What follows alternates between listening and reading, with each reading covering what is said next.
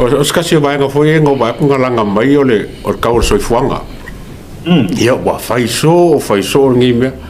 ai ke ro foka ki liki le vai au ngi ingo sa le miskao ku pe maua wala nga o ngi kalngol ba nga ile si ki o kaur soifuanga e kalngol pusa ma moe o si pipi pau o menga le kalngol pa o kalngol si kaur soifuanga aleng fa ngo nga le finger sa nga le miskao ku pe maua o loa va ku kong ele o kaua ya wa kan ku fakasi ma lo nge su e ngai lo ele si kanga le o kaua soifua alanga ele mfai nga kele o lo ala ku kong sa mo a Paulo me fu el si o fonga Paulo me le si fu el si nga o kaua soifua nga pusa pipi ma pusa ma mo ele fai fa la velave wa o ke le fa longo ko fia ai sa mo po sa mo ka wongi me ai ala ngo i lango menge foi fa la velave e foi fa la ve o pusa pipi ya ngo pa wa me ka ngo fia ngo va ku le ngala mai ba ngala yo mo si mo ma yo si mo o fe ka mo alesa failita to wan to ba fa si mo ia ele ya to o ne ya me uma e mafua uma ona whamalanga i mai ona o le loto e le ioi e mafua uma o ngā koe hawhia o le siusi umoa wa alfasa o ngare nā tuloua ole uku fo ie e a vai atu whaafonga mai ane tuloua lei tu upea la tau mara au loto le anga la tau te whaia uku lea tuloua le no umoa va atu whaafonga le tuloua ole siusi o le siusi ole o lai kau mawhai ni usi e o i Amerika e o i Australia se o lai ai pe no vetu o le motive pe lena sa no an le fionga le pule fa ngadu foi le e mana e undermine usa e manga nga o foi le e tala no fa tau sua ona o mea o tupu matulang ai fa nga mai ai e sa le ya a fu Amerika lo de kau su fu nga mo ma io fa ver fa si morka ili fa ver fangu io fa ver ma tu ai ngau ai usa ngale le wa ya o le si foi vai e oi tele le pensin e fa tola tita o kanga kai e oi mai le pensin o tangata na ti e ki e ka vale mai ya o kanga ka lai ai ka ai ke sira fia le ya to e le kai oi se kanga kangi a inga fa ko a fou se fa manguyanga le akua se ka vale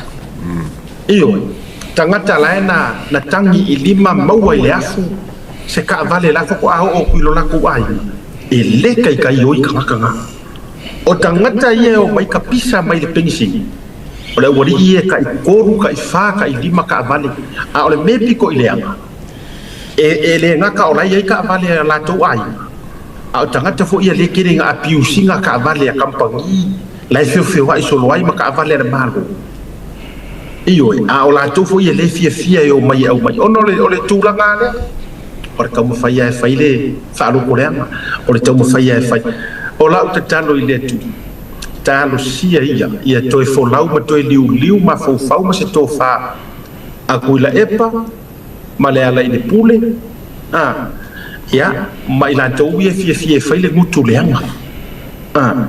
ia toi liu se tō wha fo i le ina ia toi tata mai ia i tutonu lo tō au wha ia ma vea o tau ni taita ma o fa solo fo inga mako kuoro ko so ifua o te sili ale ko visili ia te ia tau ma a pe fa fonga mele tu no miswa nai o ke visili lava pe anga fa pe o se akali ia nga ikulo ia kuila epa po o se grandson fo po le lava po se tangata ainga o la visili ia o le ku ainga ore ku ainga maua lalo le ka ke manga o ilaka ko inga e uai ma fa sifo ai pe afu ai langa kaukua ile ku o pele ya ore tu ainga maua lalo le mali ino sia le wala nga aka ko sa wa ile fa pasenge inga o ke lo iva se pa se ngere i o sia I mea ko ingare fai ai ngal se pa se ngea wai le to telefone la to followers so o le true story al kala le o ke fai ku ana o se tali po se grandson o le fesili le o ke fesili lo ma fo is this how my dad or grandfather is this how I want him to end his political journey ile ko inga me fa pe ngi wo ia papa ku o le o matua e ho ile au fai lo ko e ho kai kai o e kalesi nanga pe ele o public mai le o mai kai kai lu ala nga o le ka ke fa so mare ngo ngo yo fa fi au ela to ke fa so mai o lu nga na na ta fa ya o te o fota ita o te o fo pe a fa pe o le tu ai nga tu la nga le o le a sifo ma fa ai wa le political career ma le journey le ni a sunga ya tu le la ka ke le manga at the end of the day a tu fa fo ma ya le tu o ke le manga o i ko nga me le Yeah. me personally kasi ka ko ke lo ai ke le nga me nga fa i ke le lo sa o le tu ai a fa yo le tu ai nga me le la fa si fo ngi ma nga kwa ya o ya oh le nga o kala kus pa yo me o te popole o le fuakia ka nga sa mo e eser ka ku fuakia le nga fa mai le fuakia sa mo o le kele a o singa o lo ma le kele o kausanga o le kele nga o me ke loa o le fuakia nga le nga ngu mar ka sa mo a o le fuatia le atua le atau e ku kusa kausanga yafi ma le aso kasi pa vai desse esse fa mai le atua le no ili kau dia nga fua farki ko ke fai mai ya kya ai e ku kusa kausanga yafi ma le aso kasi longo winga e fa pe nga fo ile me o le ngo ka o ngai po le afe ma fe o me le lenga fai ai kasi asi mea e manga kua o le a manga kua pe o ilo le fia resi ilo le fia ko ilalo ilo le fia ya and so and the list goes on ya ona mo tunga afana o ke loe e tau ma tatu fa so i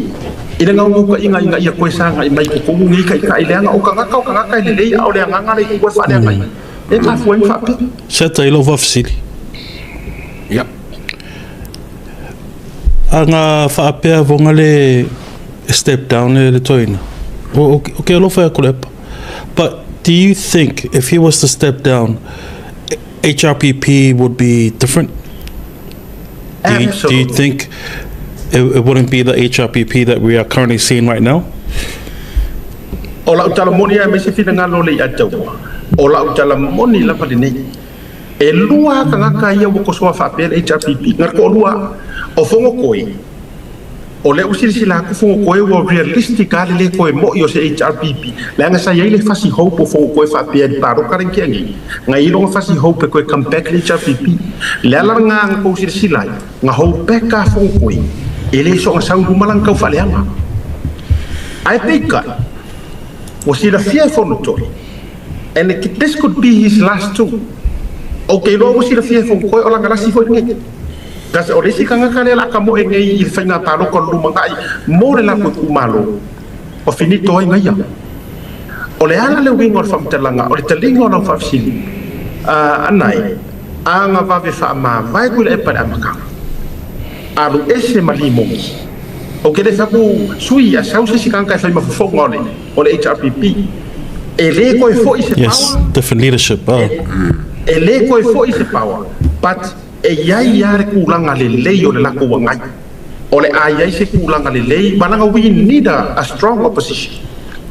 pe anga kupur me anga that's my view le atu e sa le leia e le anga le HRPP o ka inga le le papalangi ka ko le leadership ai o ke lenga fo pe ki kilo nge fo le HRPP o lai ka fe kai ai pe para ai o le lavenga o le finga ko pa ki wa ale a fa ele e ko ko puse me fa pe le swingo kai inga me fa pengi e inga o le HRPP me nga o el sap sa wa sulima sa wa ko le ka ko vai a kwai le melen kupungi se fu fa lo ko su lu le lo pe e ma ku le pa inga nge ko su fu pe a ya nga foi ko se fu e nga ko lu ale ko so nga ko ko le ko so o fon ko kulepa limongi ya ila le pule longo winga la a fa pe e fa o malo per ko ko rule ai ngo ese si va io ko ko rule ku sale marsa is ka mi olu